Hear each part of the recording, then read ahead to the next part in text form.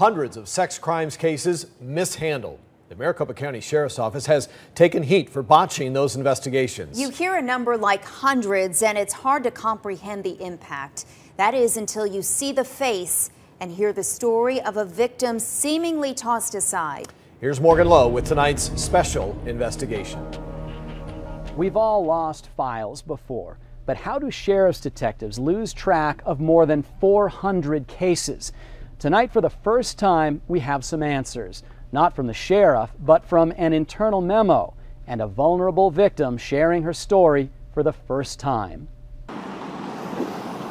State of Arizona versus Patrick J. Morrison. This is time set for sentencing. Patrick Morrison appeared before the judge in stripes and shackles. Yes, I'd like to apologize to the victim and tell him I'm sorry for what I did to her. Pleading guilty to raping his own niece. She and her family watched, overwhelmed with anger and grief. It is ordered sentencing you to the Department of Corrections for a period of 24 years.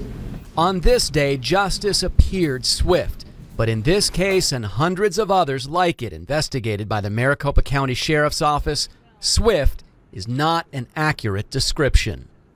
Do you understand why it took so long? No. Is there any excuse that the Sheriff's Office could give you that would make you understand why? No. They knew who the suspect was. They knew where he lived. He never left the jurisdiction in all 5 years that the case went neglected. They did nothing.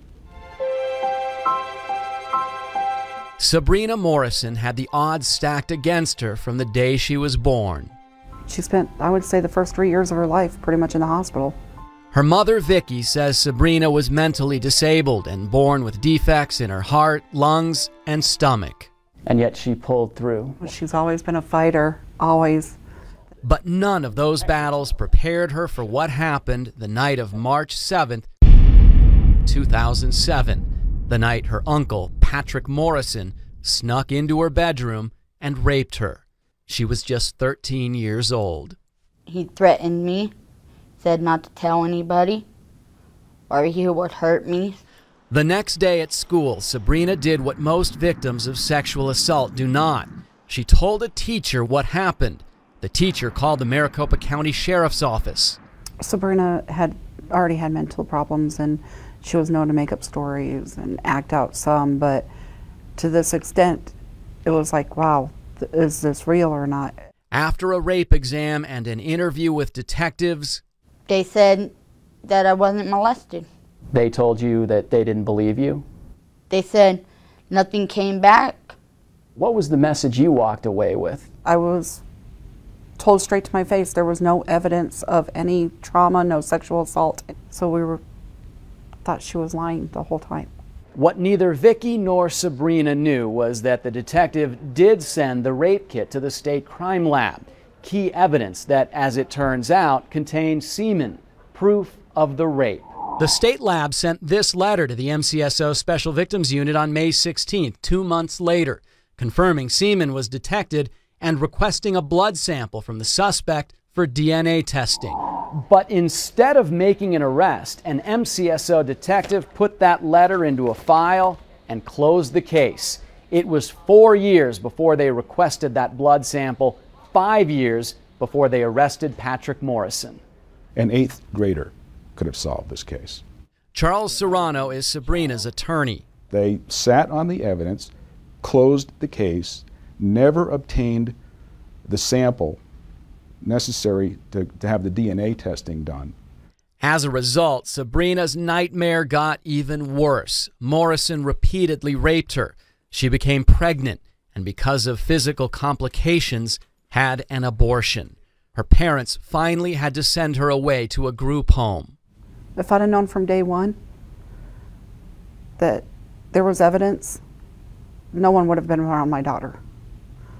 This was just one of hundreds of sex crimes the Maricopa County Sheriff's Office failed to properly investigate. Between the years 2005 and 2008, MCSO officials admit they dropped the ball on more than 400 sex crimes, many of them involving children. They began an internal affairs investigation in 2008, but 4 years later still refused to release the results. We asked the sheriff about it just last week. Have you found out what went wrong with the child sex crimes that fell through the cracks? I'm not going to answer that. Can I go? I'm not going to keep talking about that. When will that internal investigation be done, Sheriff? Anybody have anything else? An internal memo written by one of the detectives assigned to the Morrison case may shed some light on what went wrong. It blames a high caseload, says the Special Victims Unit had gone from 5 detectives to just 3, and the detectives left were often called off their cases to investigate special assignments, including a credit card fraud case involving the Arizona Diamondbacks and a mortgage fraud case in Sheriff Arpaio's home city of Fountain Hills.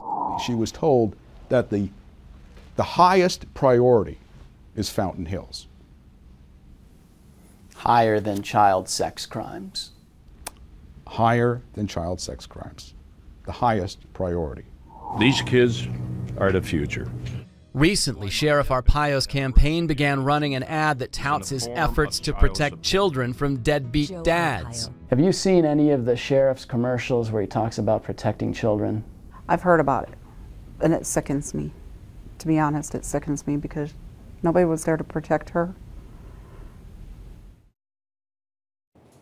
The Morrisons have filed a $30 million claim against the sheriff's office, alleging that ignoring this case for that long amounted to gross negligence. And Sabrina agreed to talk to us because she wanted other rape victims out there to know that it's okay to speak out. She is one brave young lady. So, Morgan, the sheriff's office, they've had this investigation going on now for 4 years. Does anyone know why they won't release those results? No, the sheriff won't talk about it, but his opponent in the coming election accuses Arpaio of deliberately withholding the results until after the election because of what the internal investigation may reveal.